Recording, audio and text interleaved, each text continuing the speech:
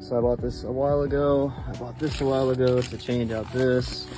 I do have the media for this. I also have baking soda. I think it's what, yeah, baking soda.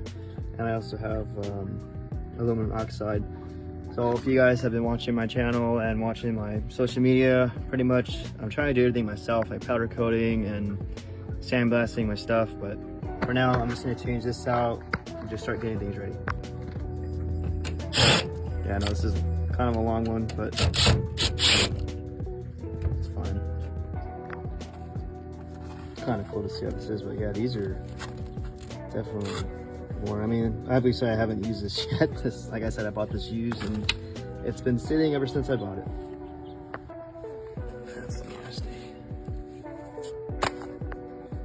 And you can see this one gives you a little more reach than this one. So it's all good. Alright, so this is kind of embarrassing. So I bought this big old drying oven to convert it to a powder coating oven.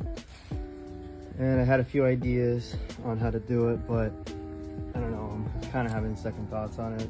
I might just want to sell it and just get a smaller one and then just do small parts. But I bought this so I can do bigger parts like my truck stuff, my super parts. I did see another guy on TikTok make, like, he got like a barrel and he's able to do like big parts with the barrel and stuff, but I don't know. I figured, I found this on Facebook Marketplace for fairly cheap, brand new. These things are really expensive. And yeah, but I don't know, we'll see. But as for now, I have this bucket. I bought this because, well, I bought all of this stuff a while ago, but I got this so I could do, you know, the sandblasting stuff, which probably gonna start doing that because, you know, it's just sitting and it's kind of like, to me, a waste. And like I said, I've been putting a lot of things off and I'm just kind of like, ugh, I don't know. So it's kind of dark in here. This is a mess from my super stuff that's just been sitting because I don't have the funds to do anything with the car right now.